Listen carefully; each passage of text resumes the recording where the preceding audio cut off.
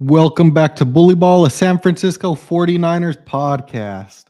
As you guys know, 49ers offseason started 2 weeks too early, unfortunately.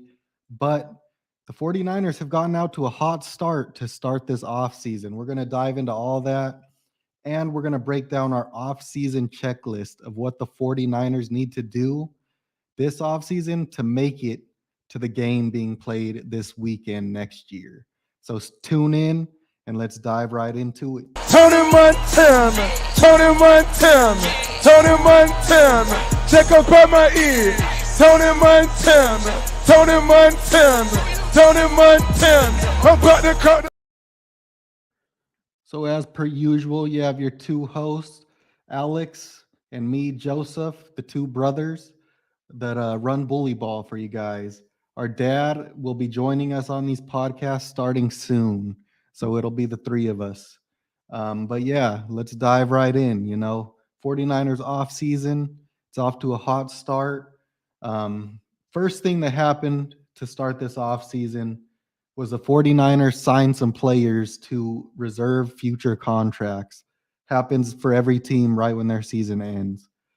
Usually consists of some practice squad players that they want to keep around for next year. And then sometimes they poach players from other teams' practice squads. I don't know like the logistics of who can be picked up to a future contract because you'll see when we dive into it. But the 49ers did bring in some interesting names. So I'll go ahead and pull that up. And then you go ahead and talk on, the notable ones that you see there if you haven't seen this already. Yeah. So these guys are all the in-house players for the most part. We just recently, as of like a couple days ago, picked up two out-of-house guys that we signed to future contracts. I have that as well. Gotcha. But here, most of the same guys from the practice squad. You have the defensive practice squad player of the year, Quantrez Knight, I believe. Special teams practice squad player of the year, and Tay Martin. And then offensive practice squad player of the year, and Jason Poe. So obviously those are three extremely solid players that could possibly next year have an impact on the active roster. Not the practice squad, but the active roster. So those are three names to look out for sure. You have Curtis Robinson, who got some time on the active roster as a special teams player. He plays linebacker. That was the questionable one that everybody was like, why did we bring him up? We wasted one of those IR to active roster players. So that was one that a lot of people questioned, but he could have an impact on special teams. So those are four guys that I have my eyes on. And Alex Barrett, that dude has been on this team on the practice squad, I feel like, for years. He's just extremely weird, like smaller defensive tackle, but somehow he always makes it back to the team. So it's kind of like Dante Johnson. Yeah. So, one other notable one that I wanted to mention is Leroy Watson. He's an offensive tackle. The 49ers brought him in. He was kind of an interesting case when they brought him in as an undrafted free agent. He was a tight end that converted to offensive tackle. So, maybe they see something there. It's going to take him a couple years to make that transition. But, a lot of the great tackles in the league, well, I won't say great. I'll say the more athletic tackles in the league were tight ends at one point. So maybe they're trying to develop him into, way down the line, a tackle, swing tackle, some of that nature. But yeah, like you said, your three practice squad player of the years are back. You love to see that.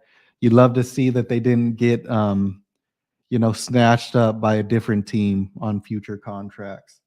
So we have those players.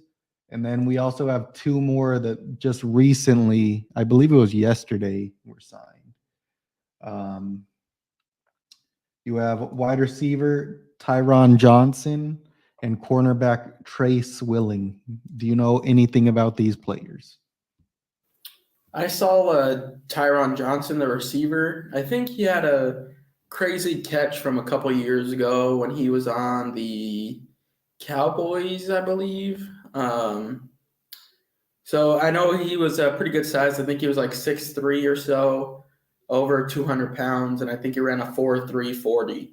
So, that's a interesting case. It's always good to take a swing on guys like that have the physical abilities. Then who knows, it could pay off eventually if you can develop him a little bit more. So, interesting guy, that's for sure. Yeah, he played so he signed with Houston as an undrafted free agent in 2019, did 2 stints with them, and then he spent time with the Chargers, Jaguars, and Raiders.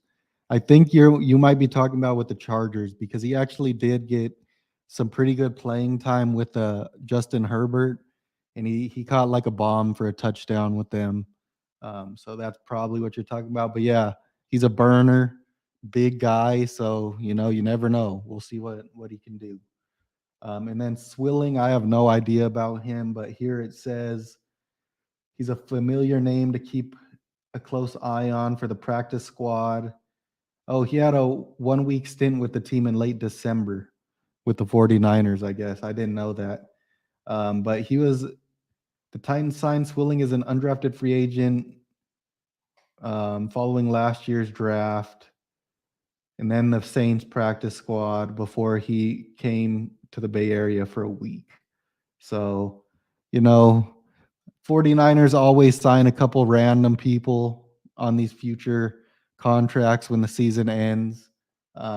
We'll see if any of them make the team or the practice squad this upcoming season. But that was the first big news to start the 49ers offseason. The next big news came, obviously, D'Amico Ryans is leaving. We all knew it was happening. He joins the Texans. But then, for the 49ers' sake, he was trying to poach a couple of coaches. So Chris Kocurek and the 49ers DB coach, I think it's Corey Underling, correct? Both of them he was interested in bringing over. Corey Underling, the 49ers let go. He was free from his contract this offseason, and they're letting him walk. But as you could see with these articles, D-line coach Chris Kocurek decides to stay with the 49ers. And the reports have been saying the Texans wanted to bring him in as the defensive coordinator. And he's staying with the 49ers as a D-line coach. So, he loves being a D-line coach, but that also shows that he just loves this team. What do you think about that?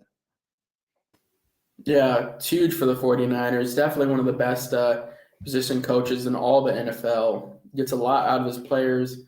His players love him. Seems like a good leader of men too. So you love to see it. And yeah, there was an interview that he did earlier in the year. They're like, "Oh, what do you think about possibly going to be a defensive coordinator?" And he was like, my passion's really in defensive line. I've been doing it my whole life. So I'm not really too interested in becoming a defensive coordinator. So that's good to see him staying here with our D-line. Gets a lot out of his players, like I said, and just overall good leader. So huge for the 49ers. Good to keep some fluidity. I think he's been on the coaching staff the whole time that Shanahan and Lynch have been. So, yeah, love to see it. Yeah, great to keep Chris Kocurek because the 49ers defensive line, we're going to talk about it a little later, but it needs some major work this offseason. And then obviously the biggest news so far this offseason for the 49ers, this happened an hour ago or so. 49ers are hiring ex-Panthers interim head coach Steve Wilks as their defensive coordinator. And, Steve Wilks, he really turned around that Panthers team. They were terrible, and he made them competent. And that was after losing Christian McCaffrey via the trade. Really loved what I saw from him as an interim head coach. But prior to that, he was the pass game coordinator and DB coach for the Panthers this season. What do you think of the hire so far? Yeah, this was definitely one of my top two guys, obviously with him and Vic Fangio up there. It's good to see, it seemed like Cal Shanahan was stressing in his postseason press conference that he wanted to keep fluidity with the defense. He didn't want to change schemes or anything like that. He said he loved the scheme that the 49ers defense was running, and he wanted to keep it. So Wilkes steps into that. He runs the same 4-3 defense and pretty much a lot of the same zone schemes as well. Obviously, he'll have his own little take on it, but still pretty similar. He has huge shoes to fill, that's for sure. Good thing for him, though, probably why he was interested in it.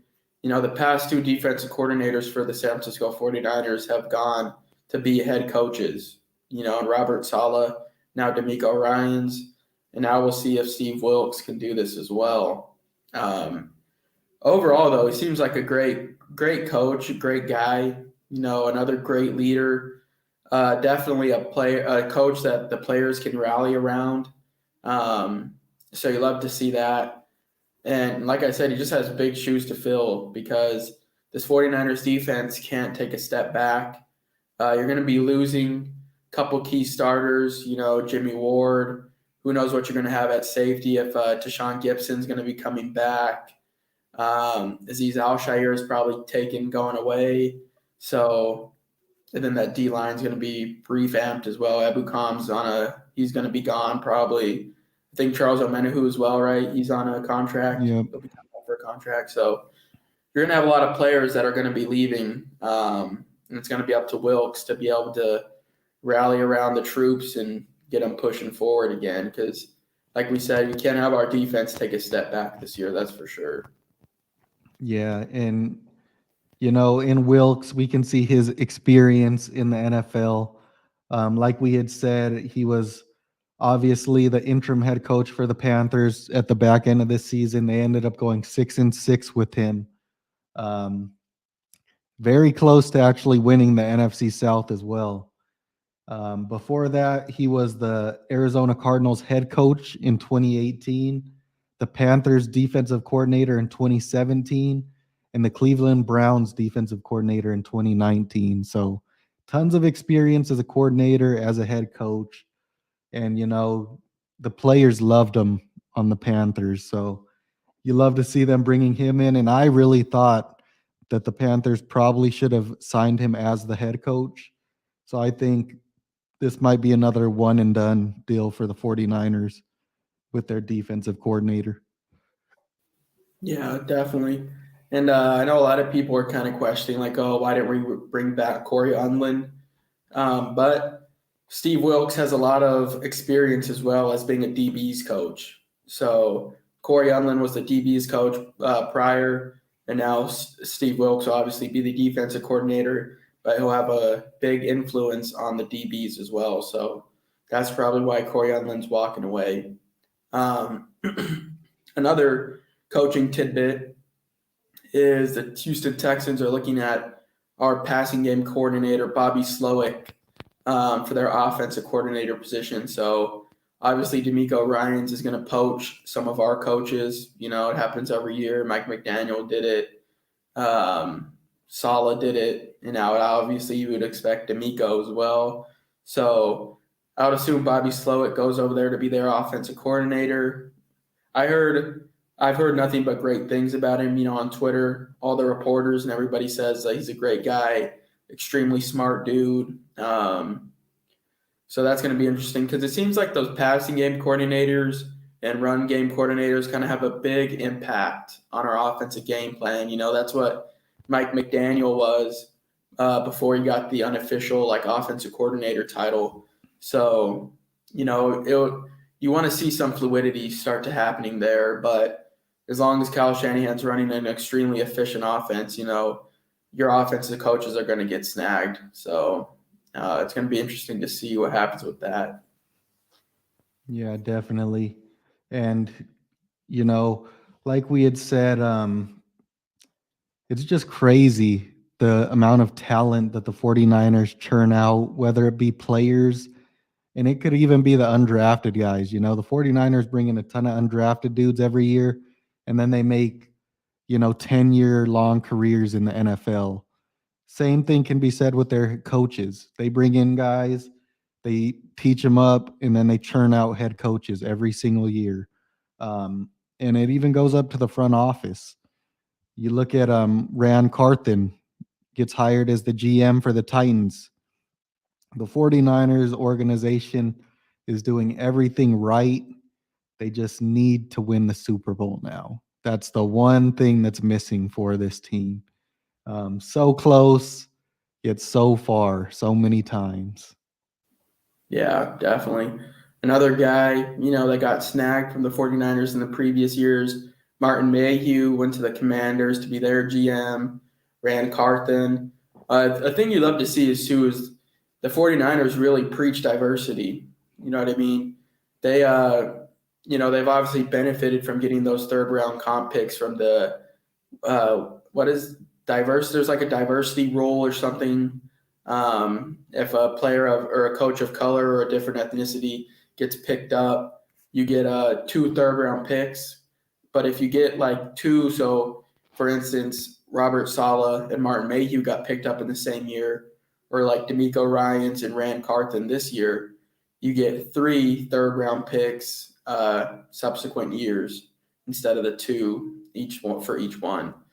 So obviously the 49ers benefit from that. Once again, D'Amico Ryans and Ran Carthen still get another 3 third-round comp picks for the next 3 years to go on to the third-round comp picks that you got from last year, Mike McDaniel, and then the third-round comp picks from Saleh and Mayhew from 3 years ago. Yeah, the 49ers are backed up on those comp picks. I think they said the D'Amico Ryans pick won't convey until 2025. So the 49ers are super backed up on those picks. It's great, but it's just great what they're actually doing. Even if the picks weren't involved, just the 49ers are creating a more diverse NFL, and you love to see that because some organizations don't do that at all. So yeah, that's great. Another tidbit of news I just saw here on Twitter. D tackle Michael Dwumfor, who, he looked to have some bright moments with the 49ers this year. He signed a reserves future contract with the Cleveland Browns today. So that's one person leaving the team. But yeah, let's dive into our off-season checklist. So we already talked about, the coaching changes. There's probably going to be a couple more. Anthony Lynn might leave. Hopefully not. You hope he stays, but a couple more coaching changes. And then we're going to make videos for each of these topics throughout, the off season. So first one is obviously going to be which 49ers internal free agents should they keep on the team. That's our next video coming out for our off season checklist. And then following that, what do we got? Following that, we will have what out-of-house free agents the 49ers should take a look at. So that'll be 2 videos from now. And then after that, we'll probably go over, our NFL draft prospects, cover the whole draft process, and then who the 49ers should be looking at. And, early on, I can say it's a great year to need O-line and D-line, which is what we think the 49ers need to capitalize on this year. And then after that one, we'll probably go ahead. So those draft videos will probably take up a good, 4 or 5 podcasts or so, because we'll probably break it down into early round guys. Early round being obviously for the 49ers, like third, fourth, maybe second round guys, because I think we'll trade up to the second round. Then we'll maybe do like later round guys, 5th, 6th, 7th round guys, some undrafted people. Hopefully we can have a couple player interviews mixed in with that as well. I know we have another big video possibly coming up here in the future with the player.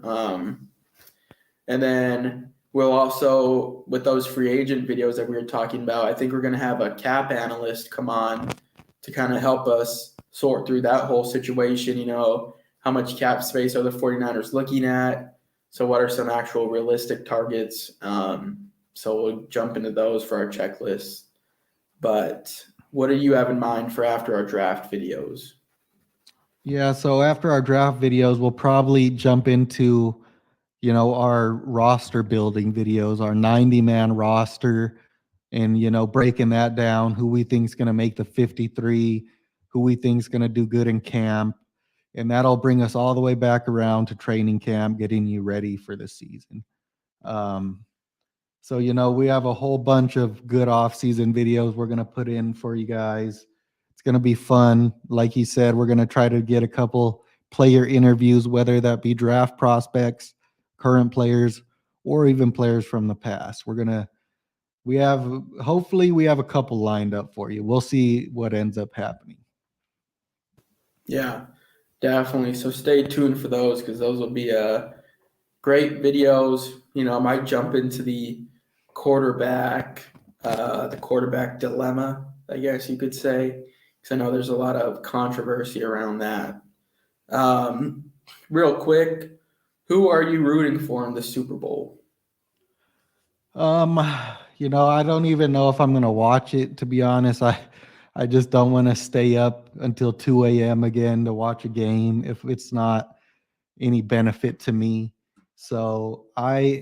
But I am going to go and say the Chiefs because, we lost to the Chiefs in the Super Bowl. I know it pisses everybody off, but they beat us. It happened. And I never heard much disrespect from the Kansas City Chief fans after we lost that game. These damn Eagles fans have been terrible. Like, the worst fans in the NFL. I've never seen this shit before. They're almost at the level of Cowboy fans with how bad they've been. So I'm going with the Chiefs because fuck these damn Eagles fans. Terrible. Yeah, they definitely love their team, but they take it to a whole nother extreme. You know what I mean? Like, very disrespectful, classless.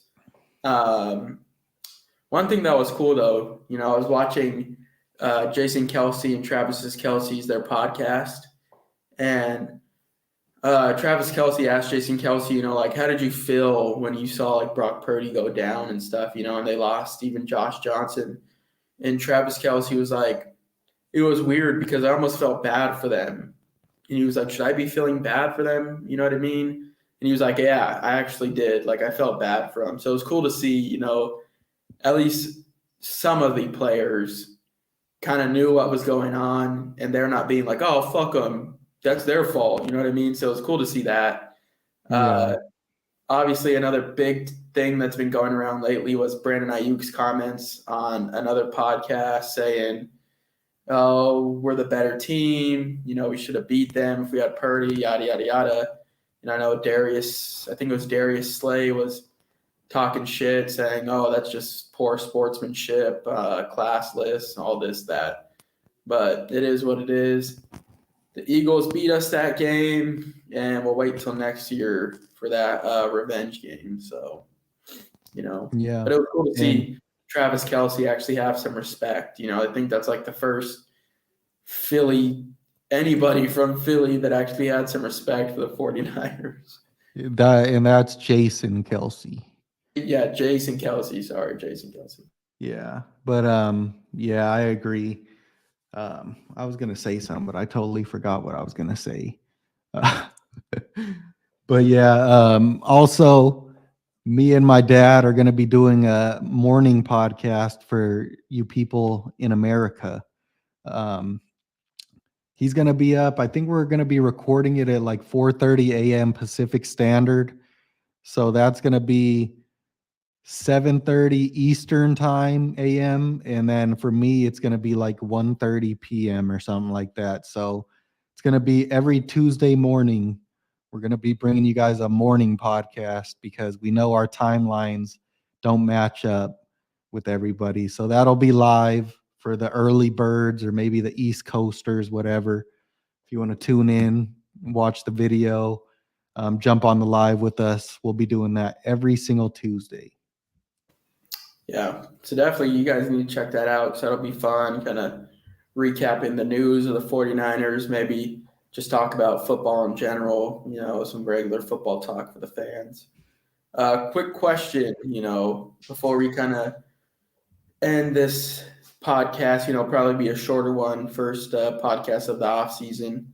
But, which in an ideal world, both quarterbacks are healthy, both are where they're supposed to be. Who do you want to start?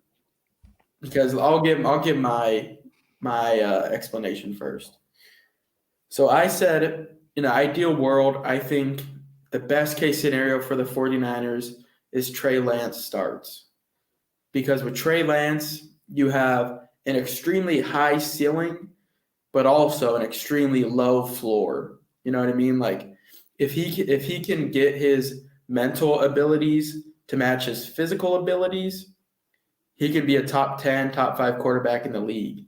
If he works on that accuracy, works on that footwork, works on getting through the reads properly, he could be a top 10, top 5 quarterback in the league.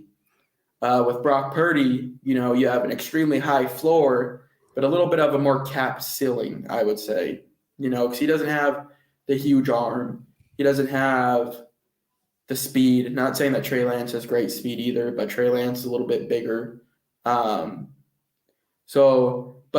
Brock Purdy has that mental game. He has that mental ability to get through these reads, kind of move within the pocket, have that pocket awareness that Trey Lance is obviously lacking due to his game experience. But I think in an ideal world, Trey Lance starts just because of those physical abilities that he has and that potential that he has. Because if he can put it all together, he can be a top 5 quarterback in the league. But the thing is, he has to be able to put it together. Brock Purdy has kind of already put it together a little bit. He's put in that mental side of it. He has that. He showed his pocket awareness, escapability, even a little bit of not much, but a little bit of an ability to stretch the field vertically. So obviously, it's tough, but in my opinion, in an ideal world, Trey Lance starts for the 49ers. Yeah, see, this is a tough question for me because, if you were to answer it a different way, in this Philadelphia Eagles game, both QBs are healthy going into that game. Who would you start? Are you asking me? Yes. From the body of works we've seen, and we see the streak from from Brock Purdy going into that Eagles game. Who would you have started? I mean, obviously, going into the game, Brock Purdy, you want Brock because he's strung together these last 8 games. He has that chemistry. But I'm just saying with the offseason and everything, you want to give Trey Lance that opportunity. And I think if you can give him a few games, he could possibly string together something similar to Brock Purdy. But obviously going into the Eagles game, you're going to start Brock Purdy over Trey Lance just because of what he's done in those last 8 games. You know what I mean? Yeah. Yeah. And I agree with you, putting into perspective, getting the whole off season. Yeah, I had said from the jump that this is the worst case scenario for the 49ers. Both quarterbacks are going to be rehabbing in the offseason, not progressing and getting better. And they're both not, Aaron Rodgers or even Dak Prescott, guys that are like already established in the league. They still have to find their footing and establish themselves in the league. So you would ideally want the offseason to be for progression and not rehab. But we're going into it with rehab. I agree. Trey Lance, starter at the beginning of the year. He should be on the field, I believe they said, in like 4 weeks, good to go 100%. So hopefully we get some progression from him.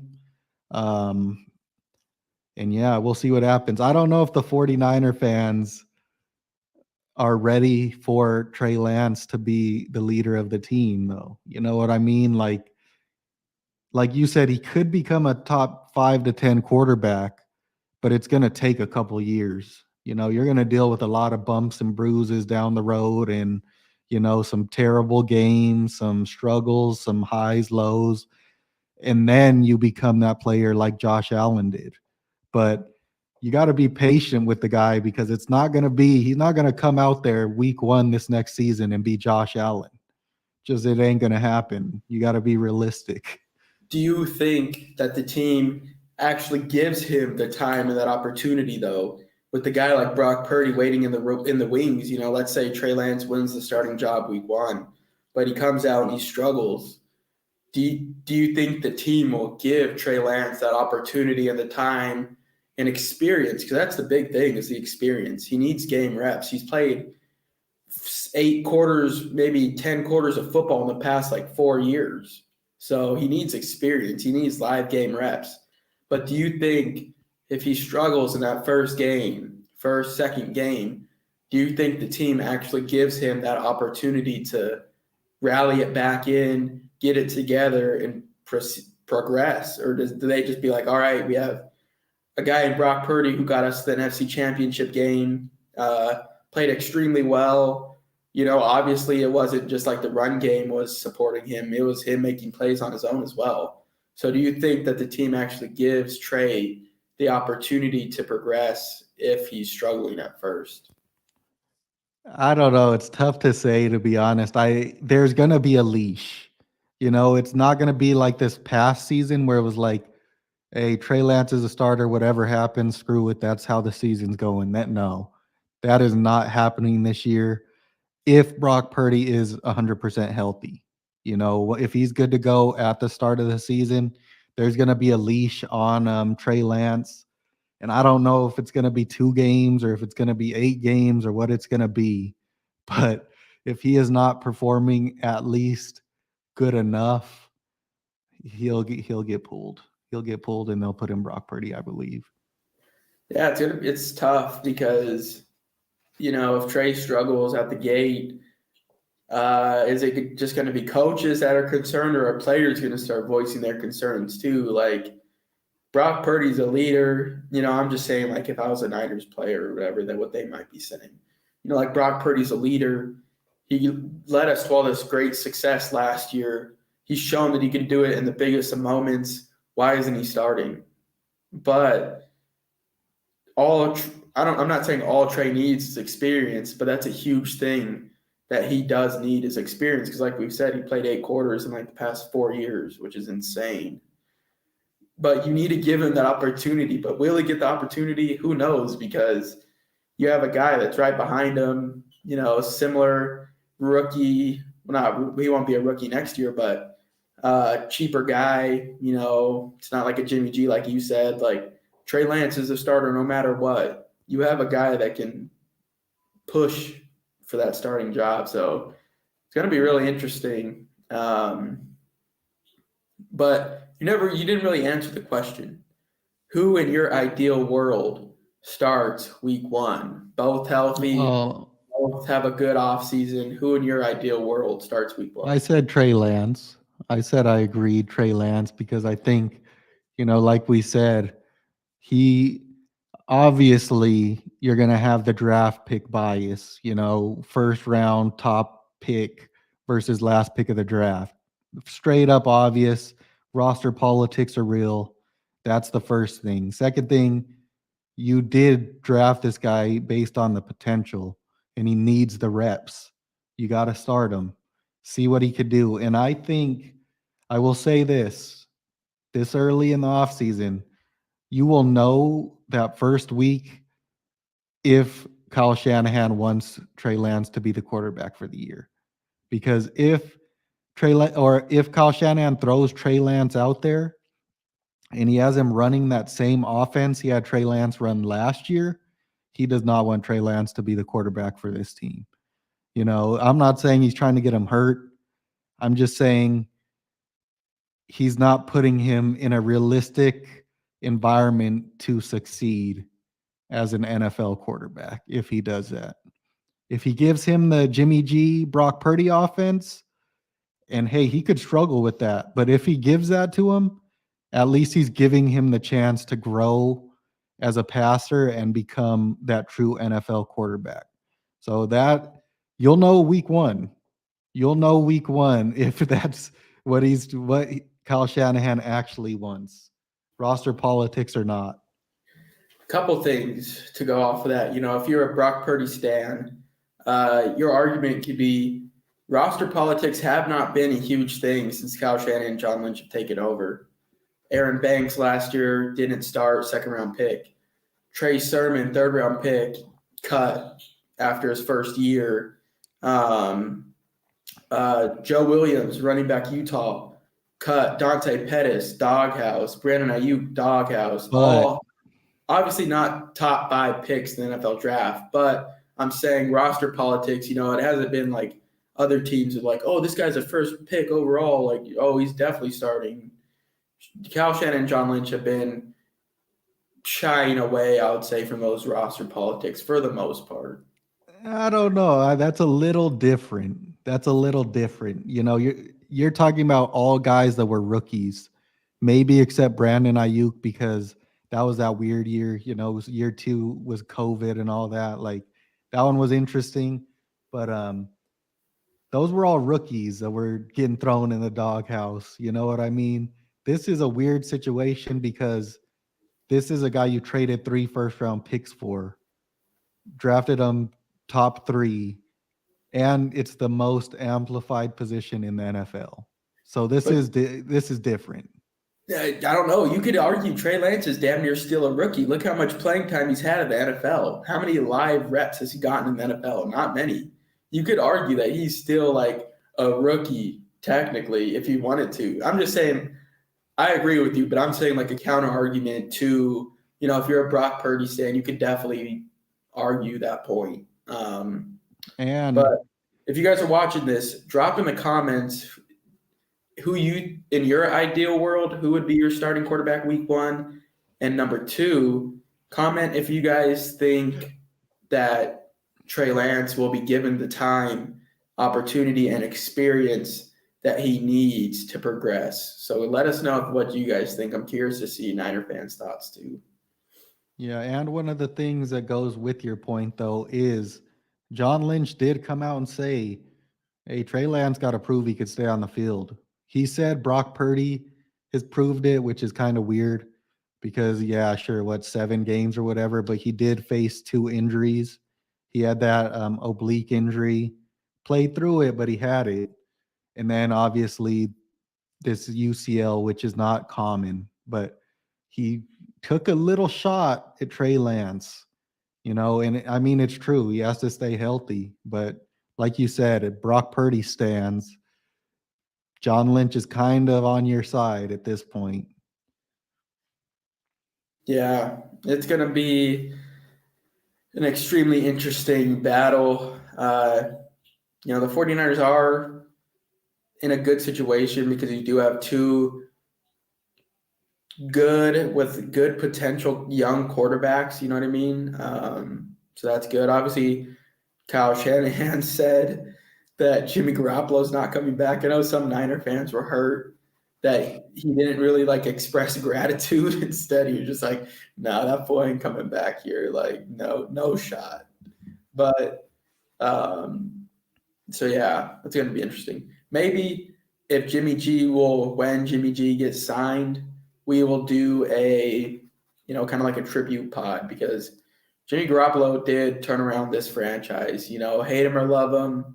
Obviously, he's had his ups and downs, but he really electrified this 49ers franchise because we were down in the dumps with Jim Tom Sula, even Chip Kelly, even early years of Kyle Shanahan before Jimmy G got here. Joseph and I were sitting in row 10 for $20 a ticket. So Jimmy G really did a lot for this team. So maybe a tribute pod coming for that. But another good thing, Jimmy G, if he gets picked up, is the player. It's like a player compensation rule. So obviously Jimmy Garoppolo is going to get signed and probably for starters money, which will warrant the 49ers another third round comp pick. So it's another plus to that as well. Another third round pick Yeah. coming in. I don't know if it'll be this year or next year, but be another one. Yeah, and it's kind of crazy because we have literally the same quarterback controversy. It's not the same, but it's pretty much the same this year. Just a different person and a different, contracts and all that. But another year of it. I just want, I don't give a damn who the quarterback is. I just want the 49ers to finally find the franchise guy and us not have to worry about the position for 10 years or 5 years. Give me 4 years or something, man. I don't give a damn. I just need a couple years where that isn't the case. We need a quarterback. I'm tired of it. Shout out to Always Faithful 24/7 says, "What's up, guys? Showing support. Appreciate it. Maybe we can do a collab in the future. We always got to support the fellow content creators." Our dad says, Trey Lance, he can be great. He can be a great. Not taking anything away from Purdy, but when both QBs are maxed out, I feel Trey would be better. Yeah, like we said, Trey definitely has more of the physical tools, but can he put that together with the mental side of the game that Purdy already has? Wait to see. It'll be a wait and see type of thing with that one. And then our mom goes against the grain here and says, And then oh, sorry, would I break up? Can you hear me? yeah, you're breaking up a little bit. Oh, our mom says, goes against the grain and says, I think if Purdy is healthy, he will be our starter. So, like I said, if you guys are watching this, drop in the comments who you think, who in your ideal world is the week 1 49ers starting quarterback. And if it is Trey Lance, do you think he'll be given the time, experience, and opportunity to progress throughout the year, or if he'll be on a very short leash? Yeah, and if you say Josh Johnson, that's the only correct answer. No, I'm joking. Don't even mention his name. That boy didn't even catch a snap, man. Oh my god. I'll tell you what, Kyle Shanahan, he turned on the TV this weekend and he saw this and it was his wet dream. He was said, "Hey, this was my lifelong dream to see this." Kirk Cousins throws a touchdown pass to George Kittle in the Pro Bowl. George Kittle had 2 touchdowns in the Pro Bowl, and Kyle Juszczyk also had 2 touchdowns in the Pro Bowl. And Kyle Juszczyk had a nice catch from a terrible, well, not terrible, but not a good throw from Kirk Cousins. But I know Kyle Shanahan saw that and he was crying in his room. Yeah, that Kirk Cousins would ultimately led to the 49ers not even looking into that great quarterback class with Patrick Mahomes and all them. So, that's a whole nother podcast that we could talk about that huge misfire. Yeah, But let me see if I could find that one play real fast. Yeah, 1 second. From here's Kyle Shanahan's other wet dream. Here you see Kirk Cousins throwing the ball to Kyle Juszczyk, lays out to make the grab.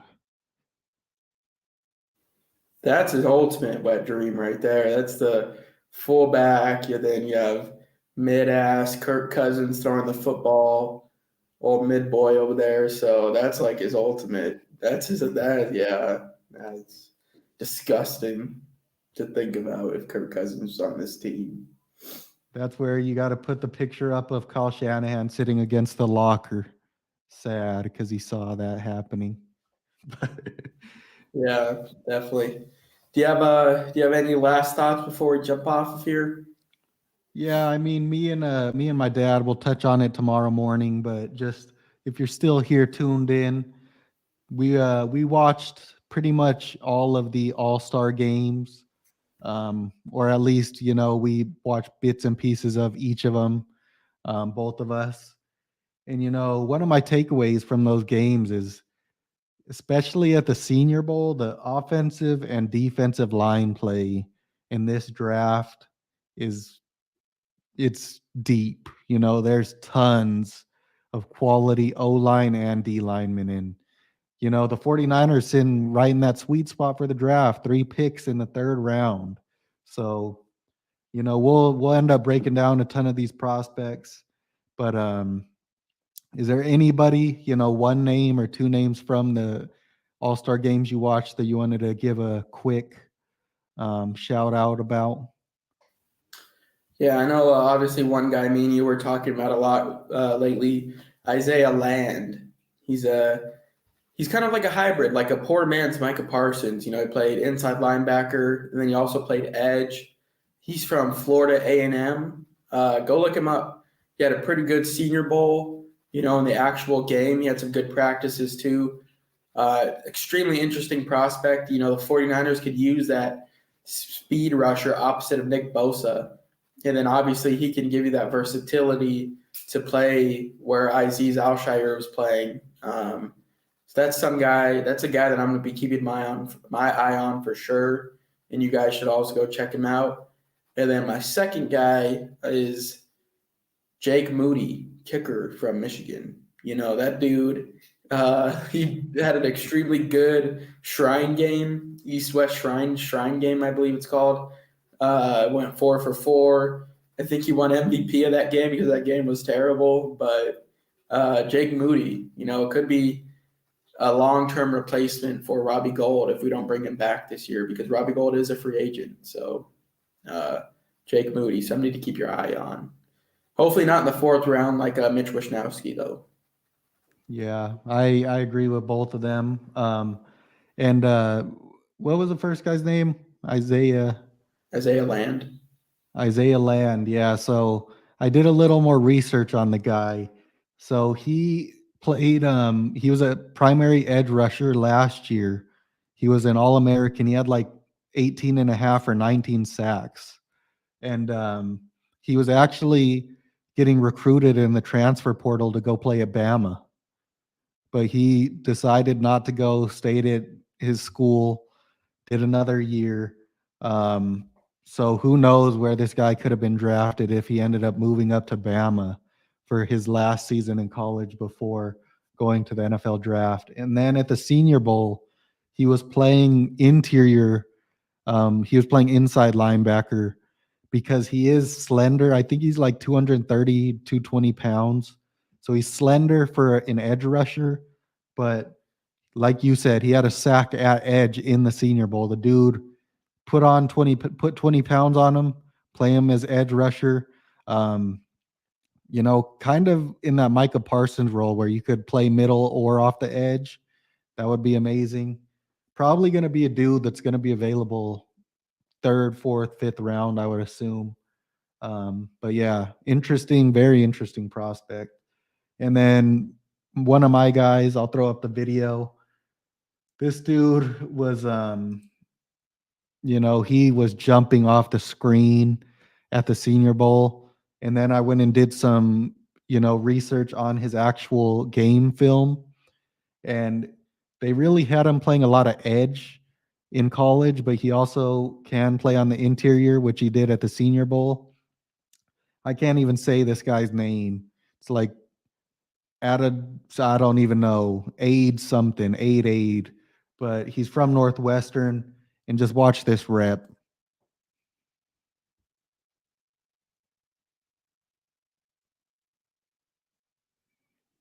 If there's something the fucking 49ers have been missing since DJ Jones left, it was some interior pressure. And this dude, he was doing it almost every single rep at the Senior Bowl. And then you go turn on his college film, and he was doing similar things in college. So, yeah, definitely a huge need for the Niners. We're going to touch it on Isaiah Land real quick before we jump off. Just wanted to throw you guys some stats. 2019, it looks like it's probably his freshman year. He had 2 sacks in 9 games, so not great. You go to 2021, in 12 games played, this guy had 19 sacks. 19 sacks in 12 games played. Insane number. 3 passes defensed, 3 forced fumbles. So that's just a crazy stat. And then last year, in 8 games, he had 8 sacks. So another pretty efficient year, averaging a sack a game, 2 passes defended, 1 forced fumble, 12 tackles for loss. So, there's a couple guys from the Senior Bowl All-Star games to keep your eyes out for, because the 49ers can land one of them. Could be big. Jake Moody, real quick, I'll drop some stats for him. He's a kicker at Michigan. So last year he was 82.9% field goal percentage. He had a long of 59 yards. He went 60 for 60 on extra points.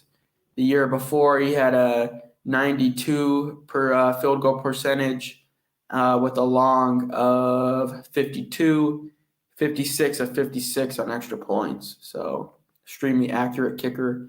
Maybe not the biggest leg, but still definitely somebody to keep an eye out for a possible Robbie Gould replacement if we don't want to bring him back. So those are some guys from the Senior Bowl All-Star games to keep your eyes on.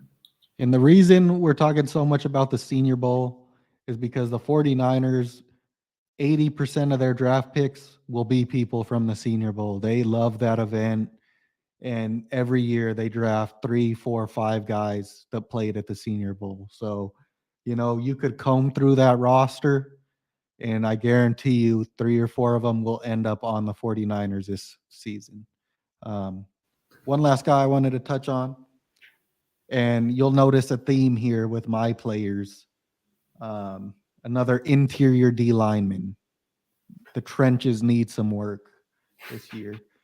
You can see him right here. His name's Carl Brooks from Bowling Green, I think. I don't know what school he's from. Yeah. Just this dude is a crazy pass rusher on the interior as well. One more time this rep, and then I have one more rep to show.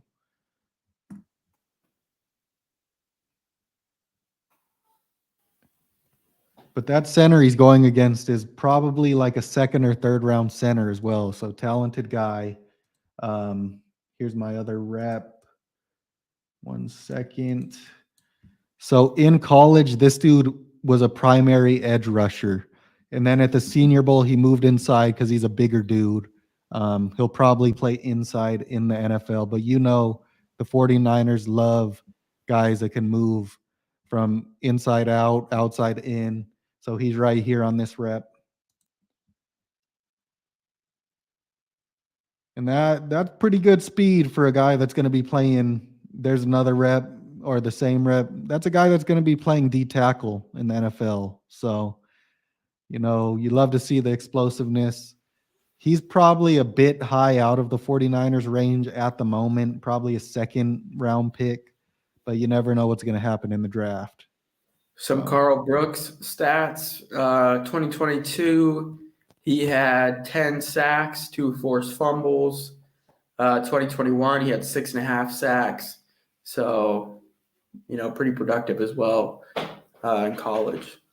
So like we said, those like 5 or 6 guys, names to keep an eye on, had great performances in the college football all-star games this past week. So go check them out if you guys haven't heard about them already. You have anything else?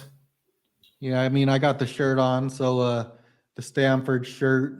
I think there was a guy at was it the Senior Bowl, wide receiver? Yeah, wide receiver. Was it Michael Wilson? Yes, yeah. Yep.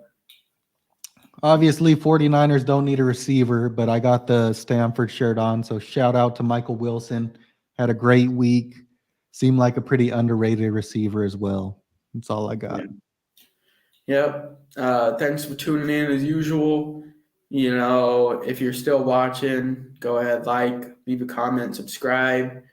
think we're at 211 subscribers, so that's great. You know, our goal was to hit 200 by the end of the season, and we're still growing off of that. Thanks for tuning in, and make sure you guys tune in tomorrow morning for Joseph and Daniel's morning talk show. So tune in for that. Peace.